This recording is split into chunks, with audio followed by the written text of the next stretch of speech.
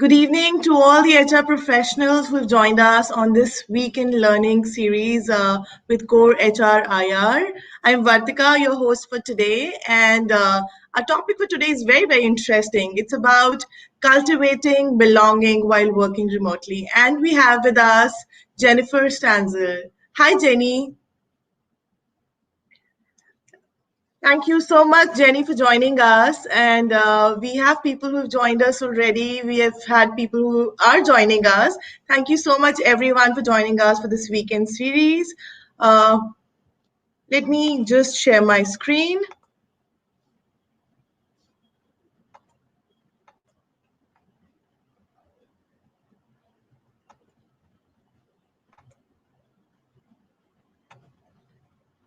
All right, so I'll talk about, of course, Core HRIR as a group, which is, I'm sure most of you are already a part of Core HRIR group. So before we proceed, I would talk about the group, about what Core HRIR is. We were formed in the year 2017. January 2017 is when Core HRIR was born. Of course, we have a lot of HR professionals who are associated with us globally. 5,000 plus HR leaders, CHROs, leading HR minds from Indian organizations, as well as Fortune 500 companies are a part of Core HRIR group. Our vision, what is our vision? Of course, when you talk about the vision of Core HRIR group, we really envision to become an internationally renowned group. And our focus is very, very clear. We focus on sharing futuristic HR strategies, advances, and a lot of learnings across to people in the community. Core HRIR is a professional platform which is basically meant for sharing and networking, and that's what all of us are here for today. The journey so far has been really, really engaging, and we have had a lot of people joining us at every stage in the journey. We were formed in January 2019 with a WhatsApp group of HR professionals. We are now, working on a learning weekend series, one of which is today. And this was started in May 2018. That's when the journey started for us in terms of the learning weekend series. We also introduced something called Chai Buddy series, which was started again in November 2017. And what was this Chai Buddy series? It was basically the group special version of an HR conclave. So it was like a version of HR conclave, which helped the fraternity members to expand their visions, learning, and capabilities. So that's what the entire agenda behind starting this Chai Buddy series was. Our Bangalore chapter started in the year 2018. October 2018 is when we launched our Bangalore chapter. And the Pune chapter was launched few months from the Bangalore chapter launch, which was in December 2018. So that's how the journey has been for us. Shining HR Award, another important thing for all of us here on this call to know is the Shining HR Award. And this award is to recognize young HR professionals who have made outstanding contribution in their respective organizations. So that's about the journey so far with us in Core HRIR.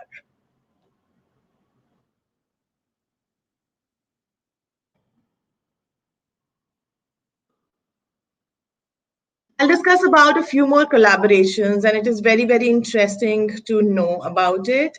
Our collaboration started with Core Connect, which is one of the collaborations for us, was with HRCI, and we will talk about HRCI in a slide from now. It is about an international certification in HR, and we collaborated with them in July 2019. Talking about Core Connect, it was basically brainstorming on trending topics, another interesting feather in the cap. Career Center, it is an AI-enabled platform which used specifically for opportunities in HR function, and we collaborated with them in February 2020. So that was a recent add-on to our CAP. The core research group, if you talk about the collaboration, happened in March 2020. Candid Conversation series, another interesting series, started in the month of April 2020. So that has been something that we have been working around. As I spoke about the HRCI Global Certification, it is basically a global HR certification, and it's the premium credential in learning organization for human resource professionals. And we have been lucky enough to be associated with them, to be collaborated with them.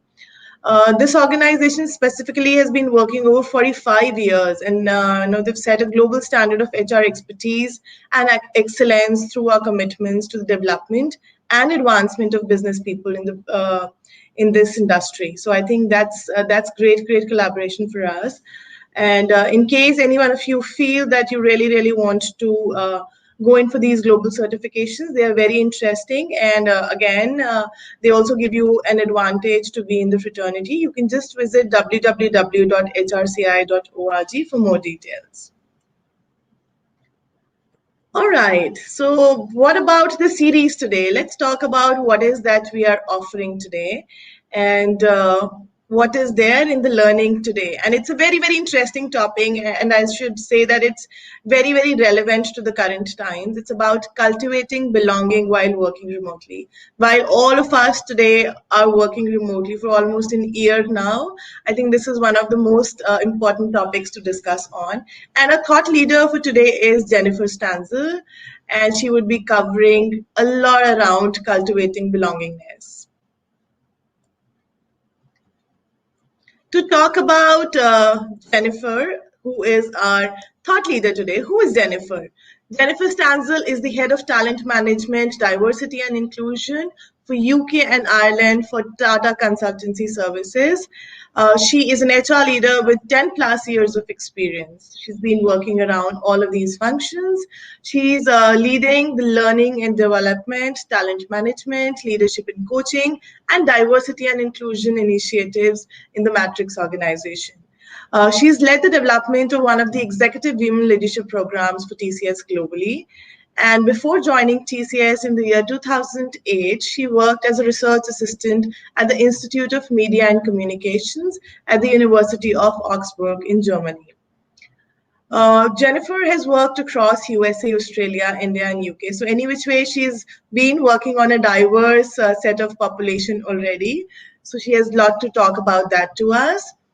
She's been instrumental in getting numerous awards for her team, including #1 Top Employer 2021 by Top Employer Institution, Best Diversity and Inclusion Company 2018 by Waterside Technology, one of only 2% of UK companies to receive the Investors in People Gold Standard Award in 2016. That's an achievement in itself. She was awarded a prestigious position in 2019, Outstanding 50 Executive Ally List. She's also been awarded the Learning Professional of Year 2016 from the Learning Institute. She's a qualified leadership coach from the Academy of Executive Coaching and is certified Agile Scrum Master. She also holds a master's degree in organization and social psychology from London School of Economics and a bachelor degree in media and communication. So much to talk about you, Jennifer. I think this slide would never end, and I can keep talking about it for hours and hours, but I think we are in the crunch of time. Just to brief all of you about myself, I'm your host for today, Vartika Vash, that's my name. And I've been working, again, I also have a diverse background in terms of doing a lot of things other than HR as well. I've been into the HR space for almost 12 years now, and I am currently associated with a firm called AXA XL in the capacity of HR business partner. I'm also a certified health and wellness coach, and I work towards helping people achieve their wellness in all spheres of life. I'm also a directional coach, and I work with a lot of students across various universities and also with adults in helping them understand their goal setting and finding directions to life.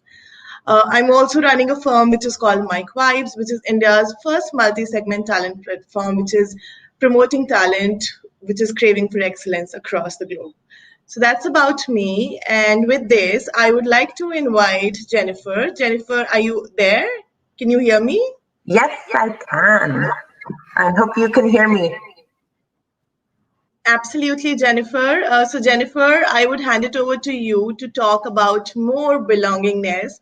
And of course, while we are working remotely, all at home. Brilliant. Thank you so much for that introduction. And it's an absolute pleasure to be here with you all.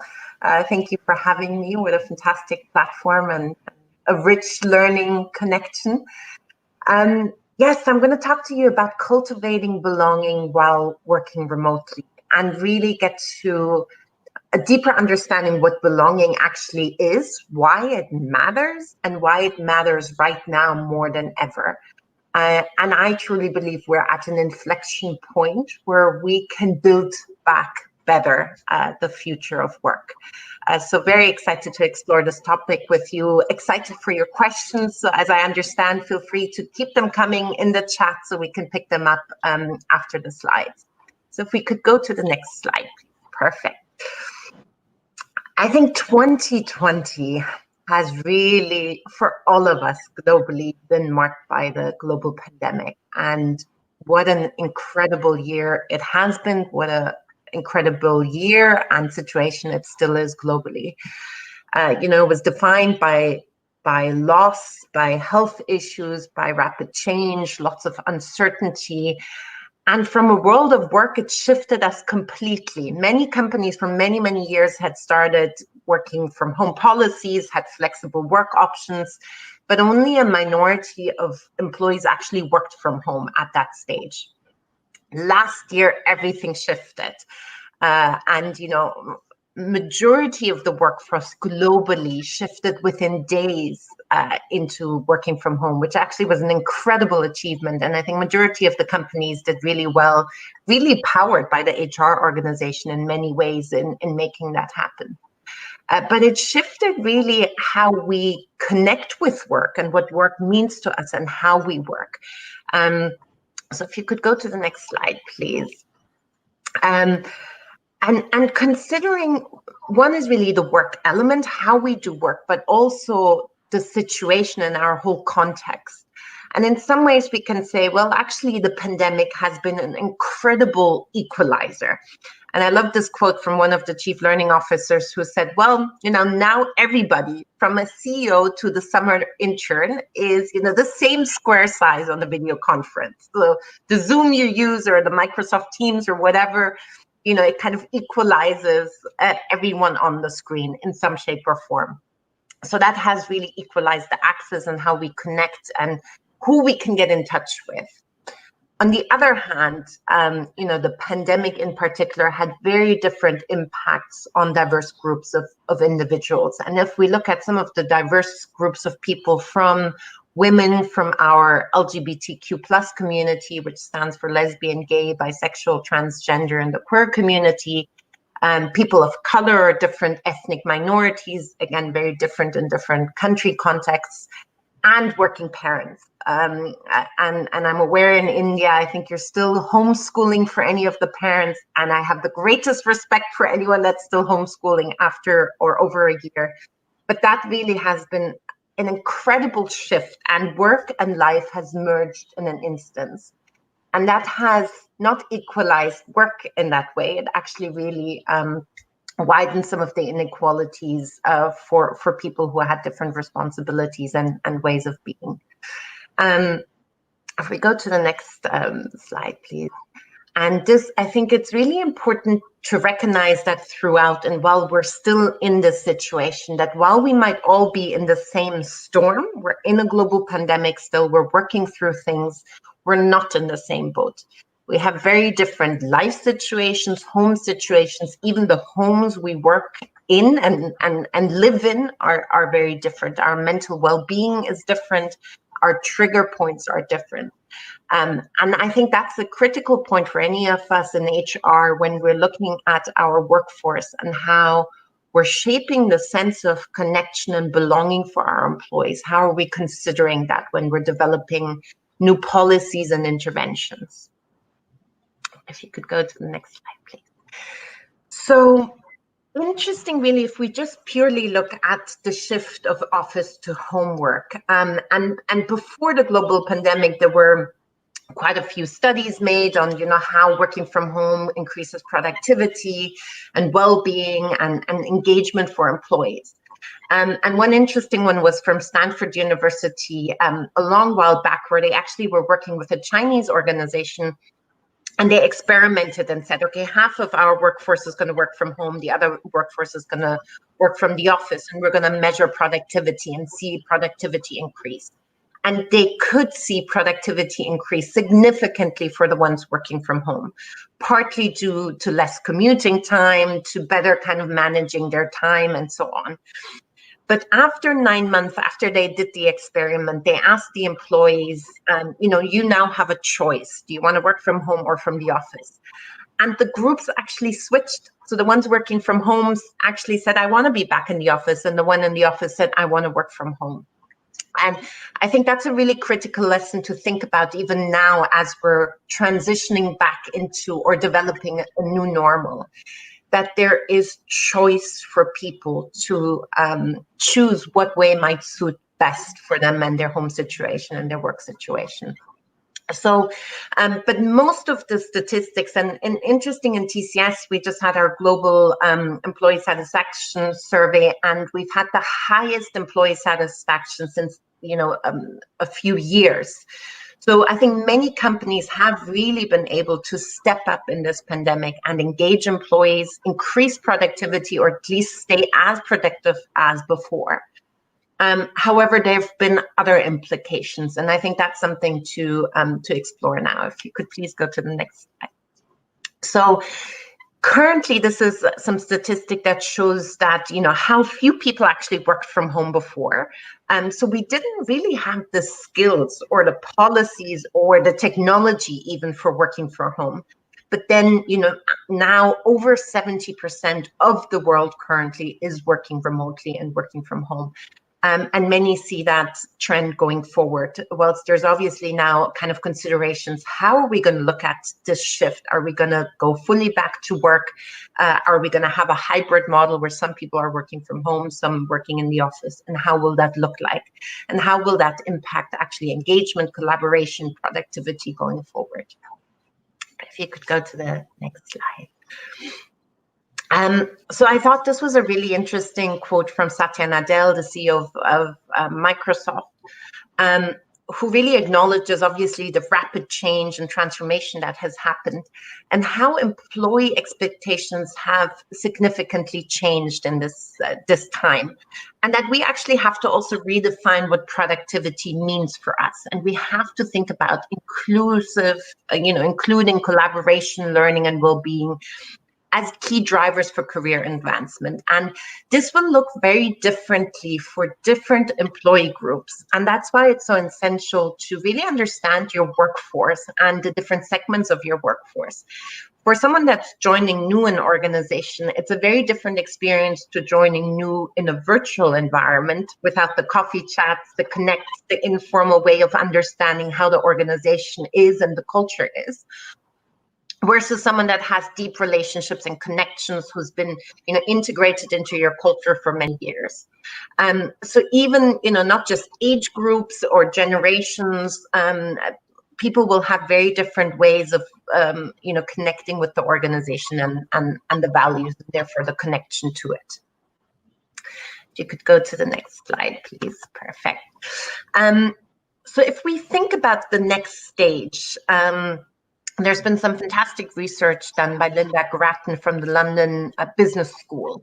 There's just an article that came out in the Harvard Business Review that really explores of how do we transition into the next normal. We've moved from office to home, and now new models are emerging around anywhere, anytime.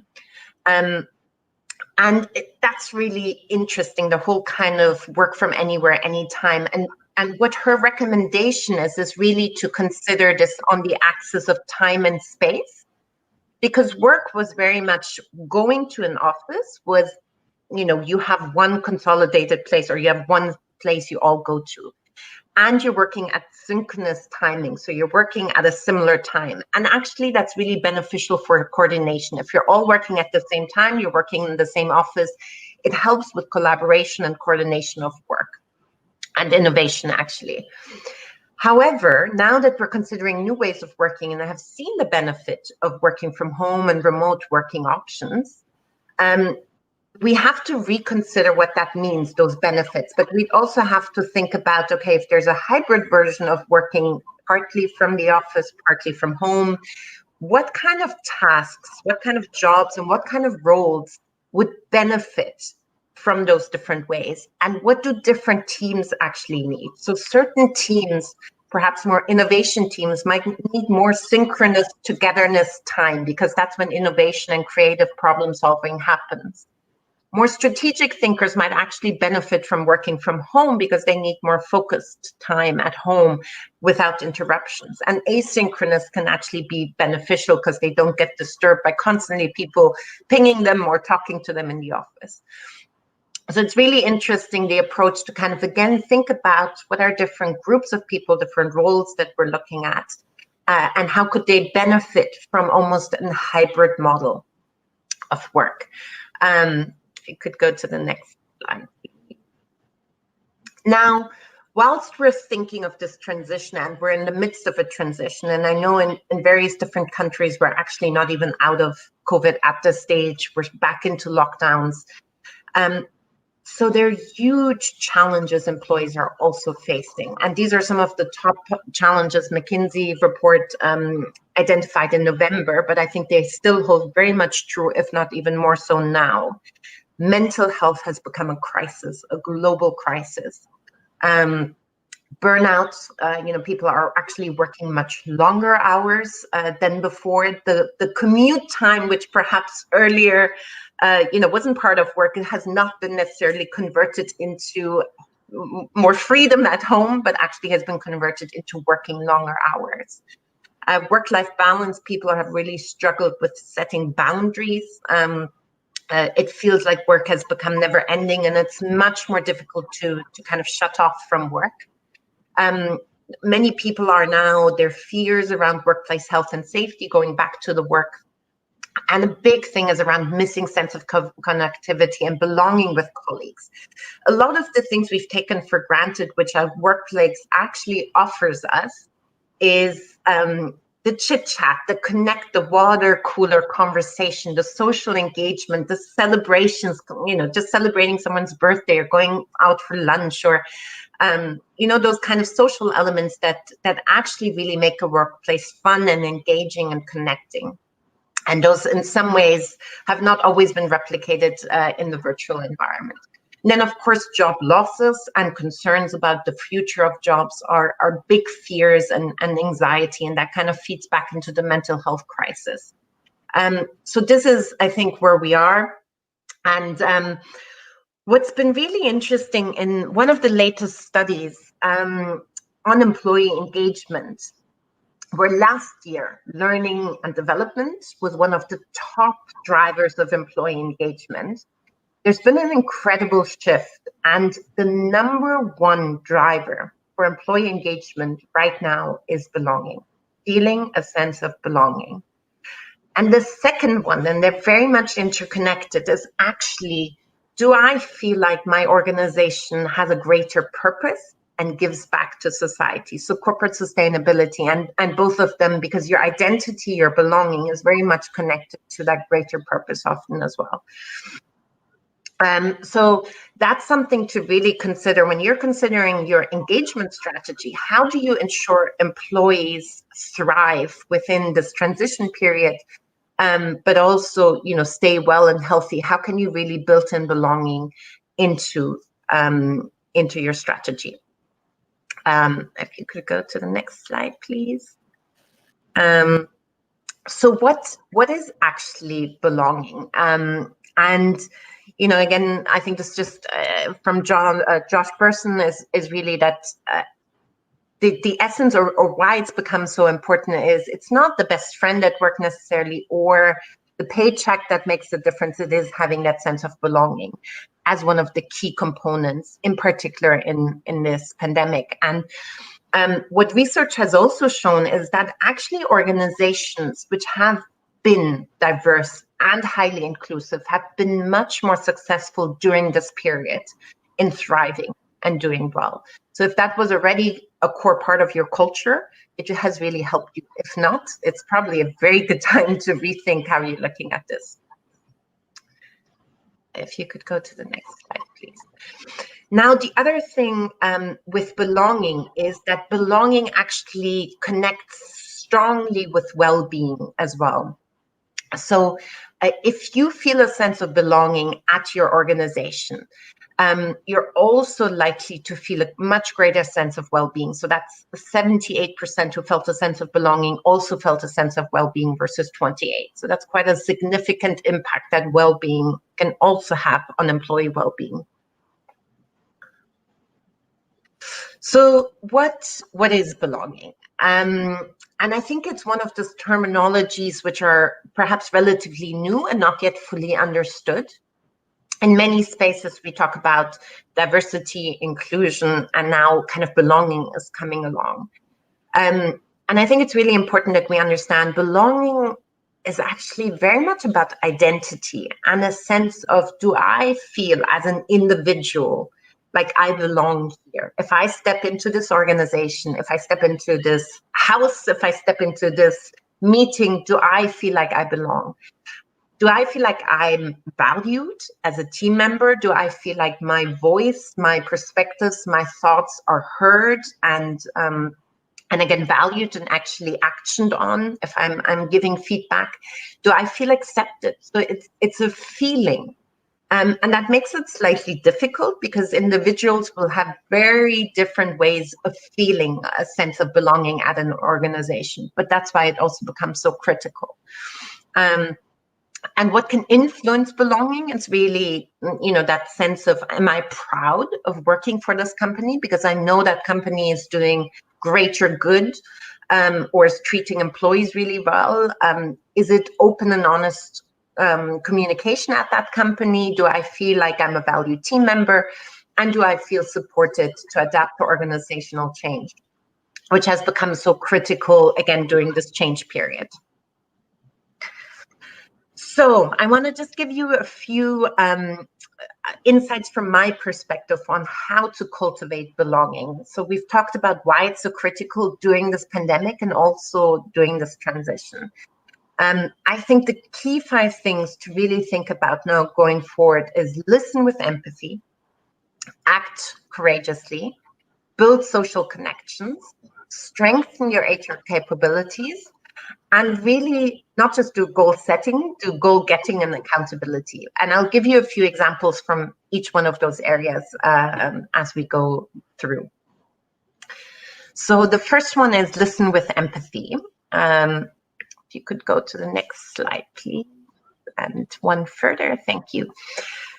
What is listen with empathy? And I think this has a lot to do also how we as leaders show up in our organization.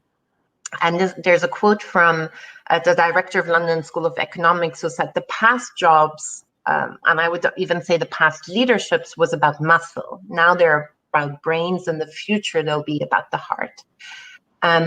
Empathy is how you can really deeply listen to someone's situation, and it's becoming more critical than ever because of the current situation.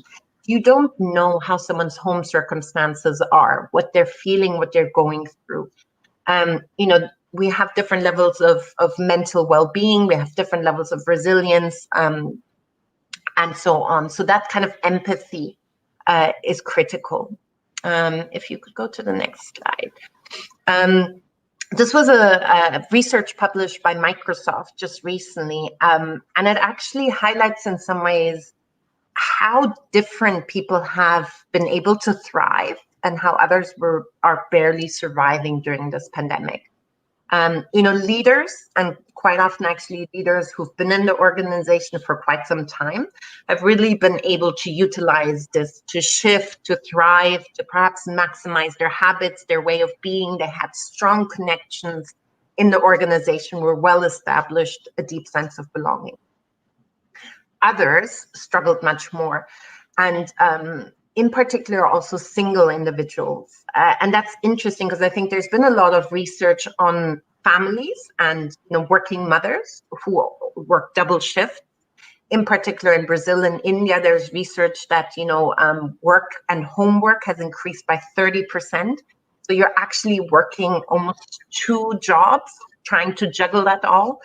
But there's also people who've been living by themselves at home and in lockdown have had incredible difficult times, because there's many different reasons, but also what's been interesting from the belonging research is to actually saying their work identity and their sense of self might have been tied much closer together. So if that work identity or the place of work is not there, it's also much harder in many ways, as well as the loneliness and other aspects we're battling with. So I think, again, it's just important to look at your workplace and individuals in very different ways and lenses. So some of the best practices around this, and this needs to be done much more intentionally. We know some of these best practices from just working in an office, and listening with empathy is not a new concept, but it becomes much more important to do this intentionally. So listening with empathy, and I think for managers, there's some companies who are doing some great practices and really embedding this into manager training or in kind of guidelines, but that whenever you're connecting with an employee as a manager, you shouldn't be checking up on them, but rather checking in with them. So how are you? How are you doing? What support can I give you right now? And again, not assuming that you know what's best for someone is always critical. And I think sometimes in the diversity space, we also stereotype based on different people segments. So just not taking for granted what we assume someone might need is really important.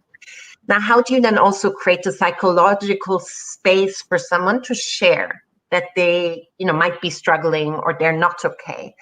And often, partly that's by leading by example for managers or even for us in the HR space. How do we really show our own vulnerabilities, our own struggles? Then, others can much more easily open up. Employee resource groups are also very powerful sources for, getting diverse voices in. And I'll share a little bit more on what we've done in TCS on that. And as you think about transitioning back or building your transitioning back model, think about flexibility and choice as a critical element to really helping individuals make the right choice for their situation. Secondly, just one example, I think, of Equinor, which is really interesting how they're looking at transitioning back and listening with empathy. They did several employee surveys to really understand their different personas of employees and then build a hybrid model based around that. So that's an interesting listening exercise. The second one is act courageously. And there's a great quote from Brene Brown, I'm not here to be right, but to get it right. And Brene Brown is a vulnerability and shame researcher in the US, who's talks a lot about armored leadership, that we actually arm up ourselves and then don't fully show up ourselves. And actually, diverse employees who don't feel a sense of belonging at work feel like they have to put on lots of layers and armor up themselves, which takes a lot of energy because they feel like they are not fully accepted at work. But also as leaders, we feel like we have to armor up. So it's a really important element to think about how you act courageously. And what I mean by act courageously is actually not the strong, I'm going to punch someone, that kind of acting courageously, but much more about actually acting through vulnerability and stepping into your own discomfort as leaders, and also in HR, really asking ourselves the hard questions. Are we doing the right things? Are we listening actively? And perhaps having to change certain ways of doing or being, and engaging with employees. So there's lots in that, and I think some of it is even changing some of the practices we've been doing, and if they don't serve us anymore. What's really important, listening with empathy is critical, I think, as a first step. But what's been shown is if you listen and don't act, it can actually be more harmful. So it's also when you do your employee surveys, when you do your check-ins now, and you see things are not going right, you have to have certain actions plans to implement that. And that's now more so than ever because people don't see you in the office. So you have to have a very visible and transparent way to feed back to employees what's going on and what are you acting on.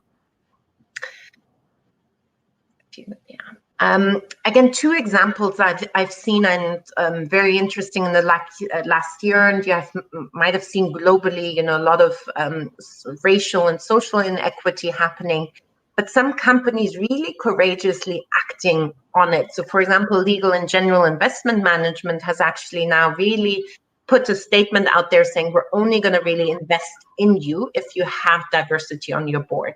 That's the way we're going to do things. And I think that's an incredibly courageous act. Other organizations have really taken strong stance on policies where before perhaps that wasn't a space we would have stepped into. Domestic violence, again, a shadow pandemic happening, incredible increase of domestic violence globally happening. Companies, can we step more into that space? Can HR take a more active role in that? Similar with mental health, something we haven't openly talked about before as much. And now there's really, I think, an opportunity in a space to support employees more with policies, mental health first aiders, benefits, counseling, and so on, and similar with childcare.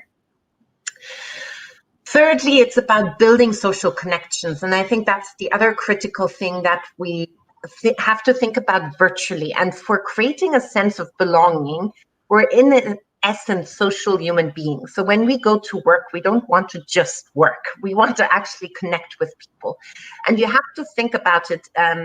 You can't just purely replicate. And I'm sure over the last year, organizations have tried many different things, experimented with different social events, but don't just build back or replicate the events you had in the office. You have to think of the virtual environment in different ways and design them for a virtual environment.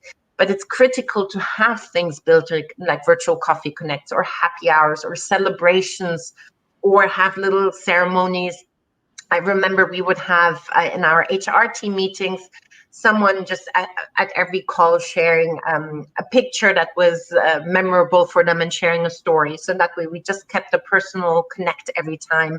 I know Brene Brown says in her meetings, she always checks and just say one word on how you're feeling right now. So we just get a sense for everyone, how everyone is.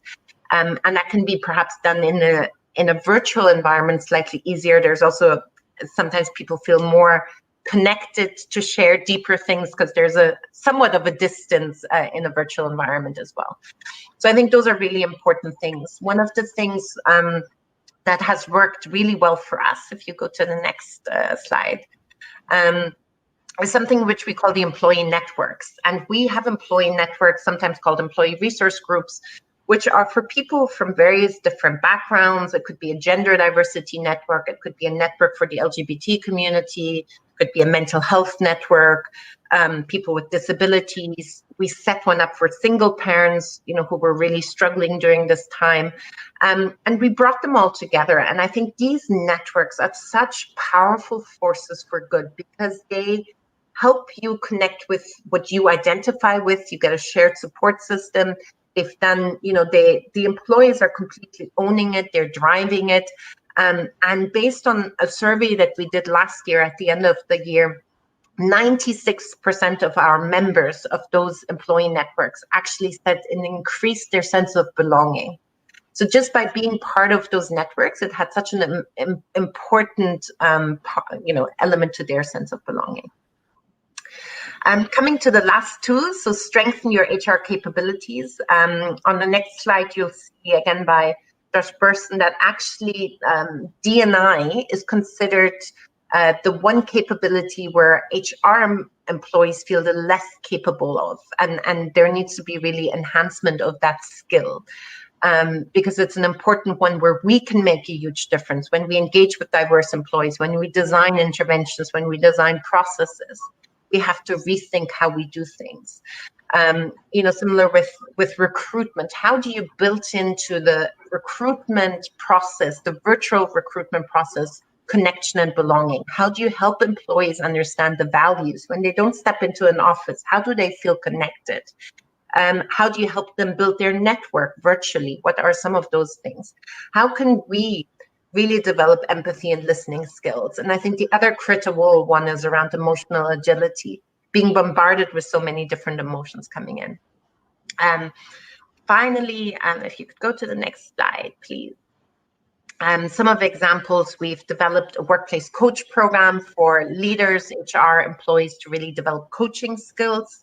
And we did an insourcing project with 1,400 employees that just came through an acquisition to TCS. And actually a core part of that, which we did completely virtual over 6 weeks, was helping employees through the emotional journey, really acknowledging that with change comes emotions, and how do we support them through that. And finally, I think one of the most critical things, if you go to the next slide, is the goal getting, right?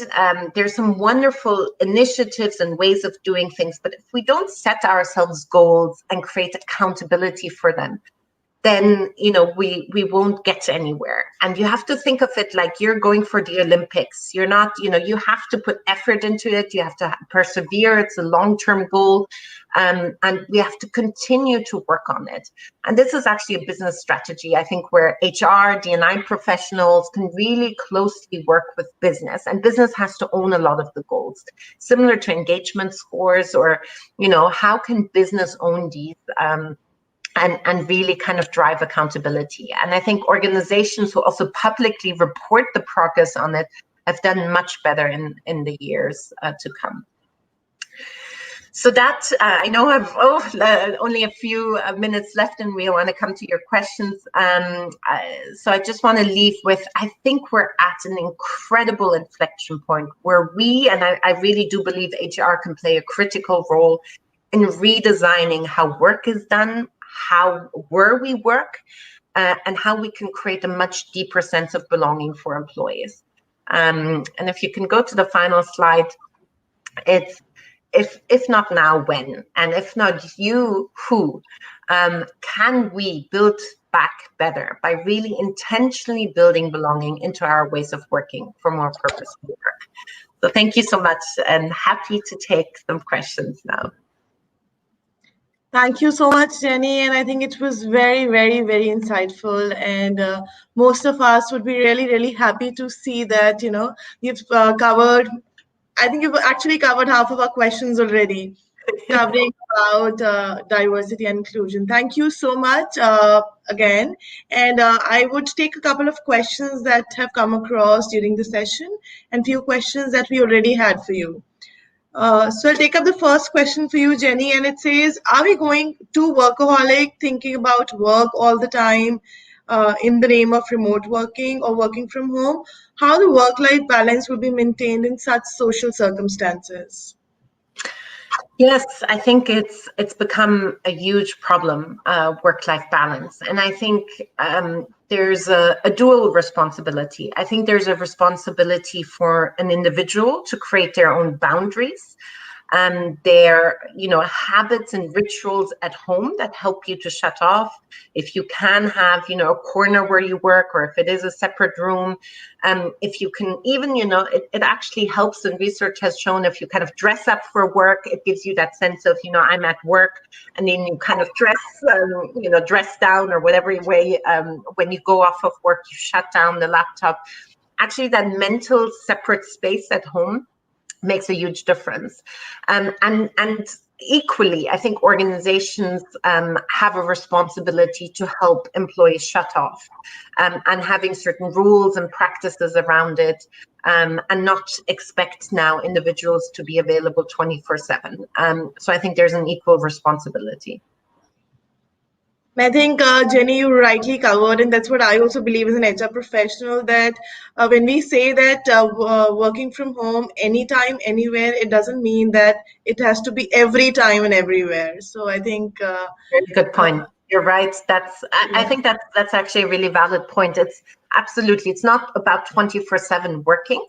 I think it just, busts the myth that we have to work 9 to 5.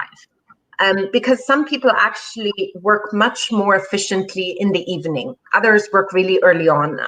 So it's also when we can get away from actually work has to be done during a certain time, we can also cater to more diverse working styles.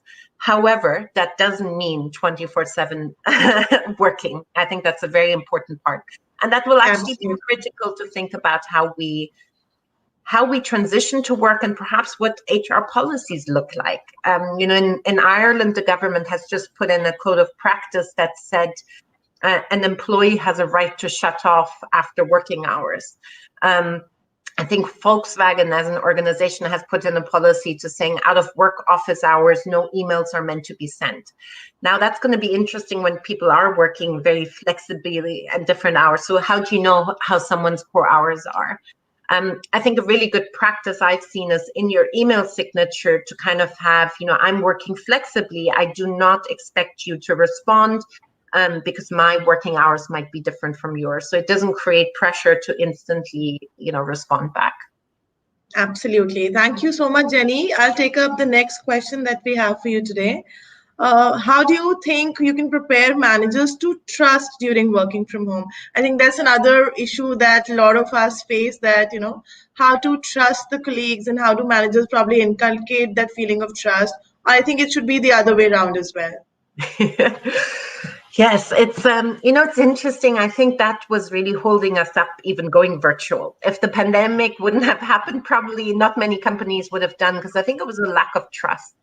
If you can't trust your employees to do the work, I think there's something initially wrong in the whole organization, or as a manager. So it is really important to have those open conversation. And I think it's also about holding individuals accountable. So what are their clear goals, outcomes set?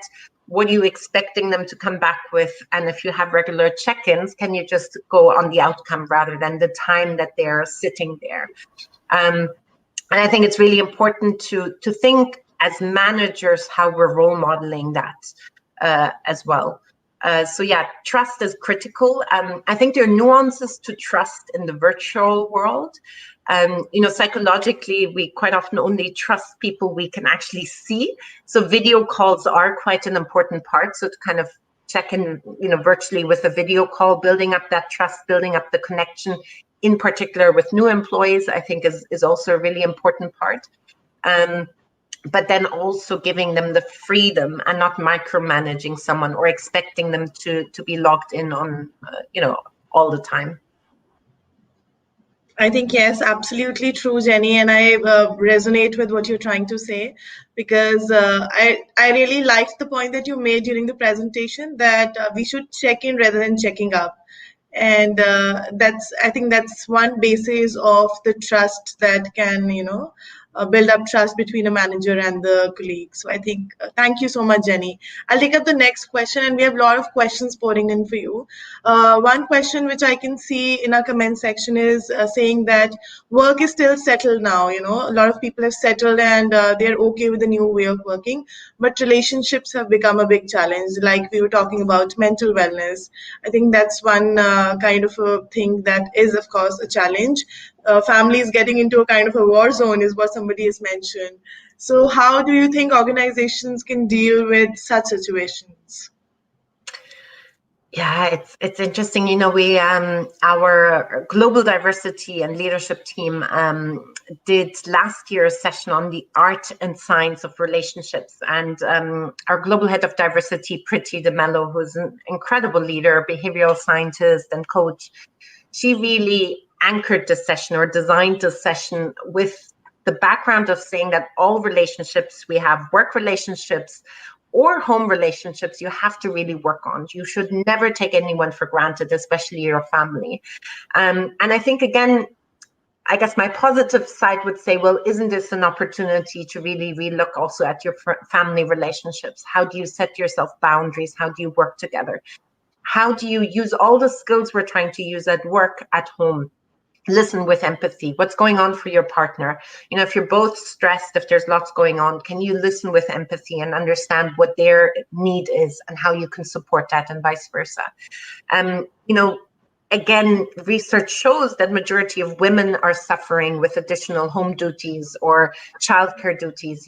Can there be more equal support amongst partners? Can we check in more regularly on lonely family members, in whatever way? But I think it takes a lot of honest and open conversations, which we might have avoided by working very long before.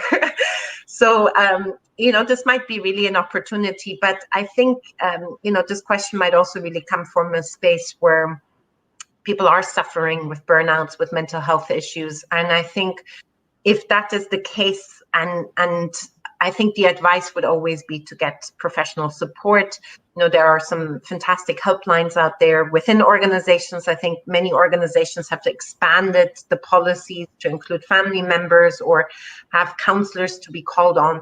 I think that is really, really critical to be that vulnerable to seek support and ask for help if needed. Absolutely, Jenny. And I think I would add on to what you said, that organizations should give their colleagues that space that they're able to speak up, talk about issues, and they should have that sense of comfort that they can actually discuss all these things, and they can be, of course, looked at a more professional way of help.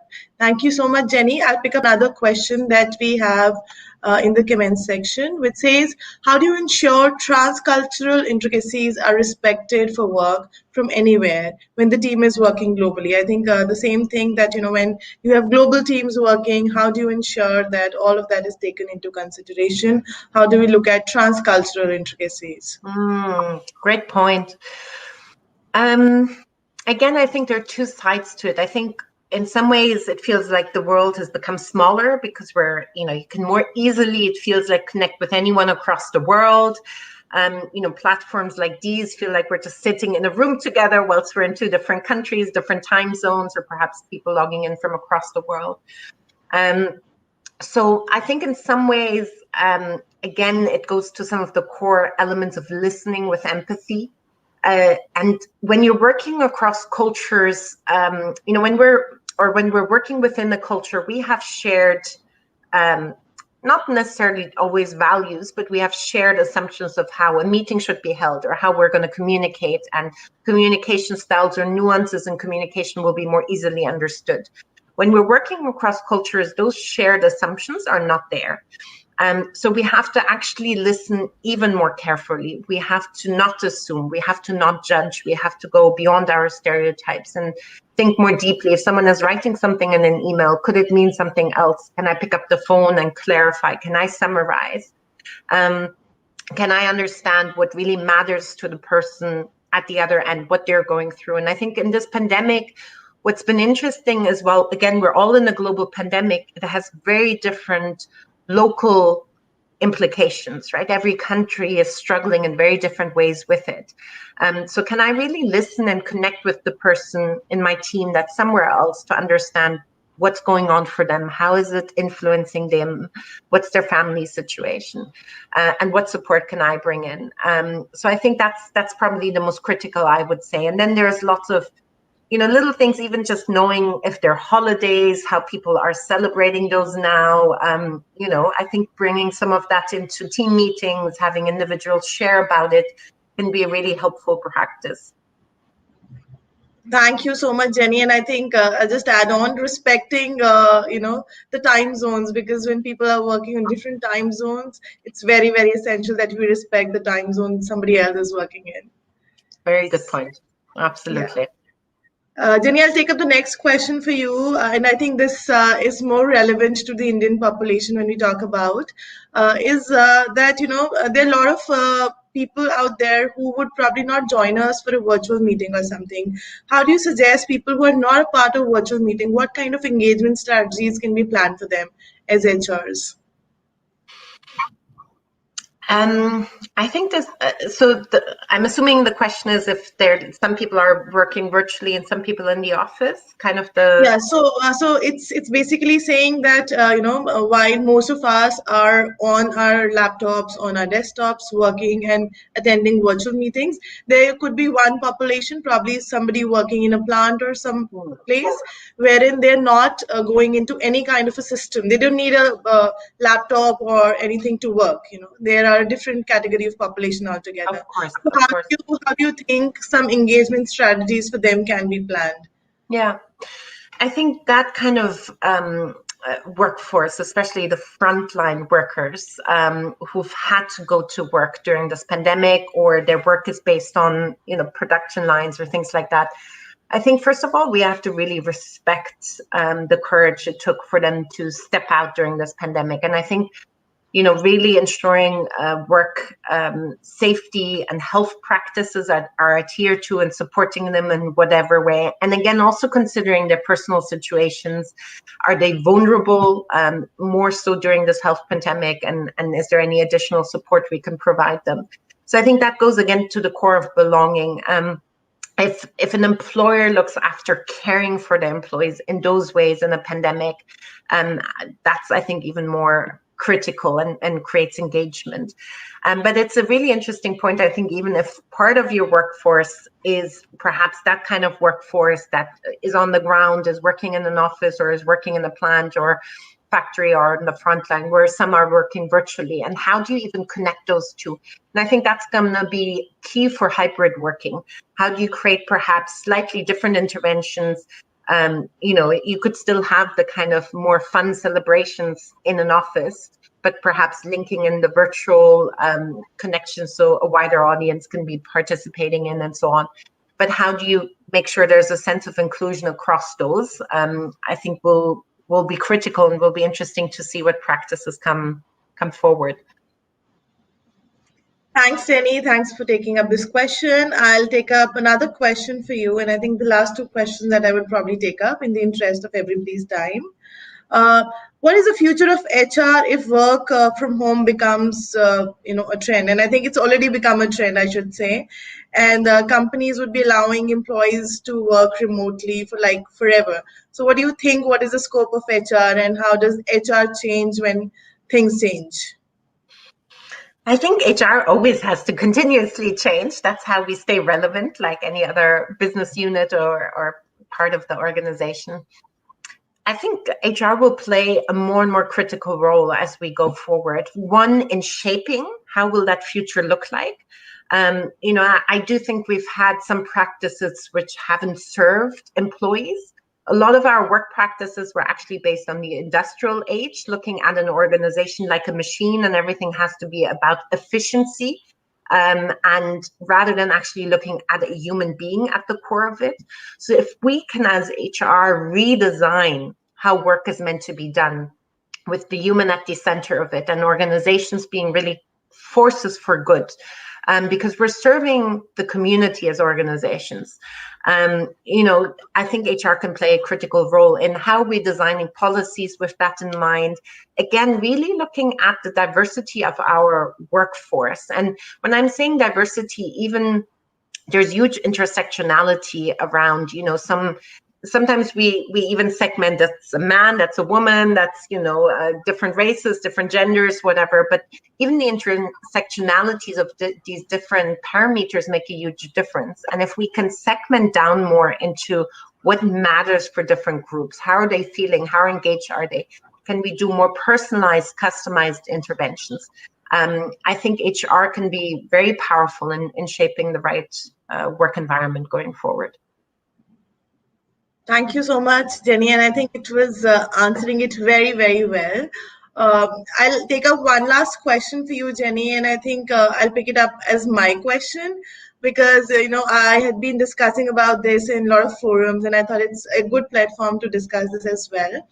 So this is basically about, while we were talking about women facing a lot of challenges in terms of building up a work-life balance. And we see there's a lot of fall, especially in terms of Indian population. There is a lot of fall in terms of the percentage of women who have decided to quit their jobs in this pandemic, because of the pressure at home and a lot of things that they need to manage.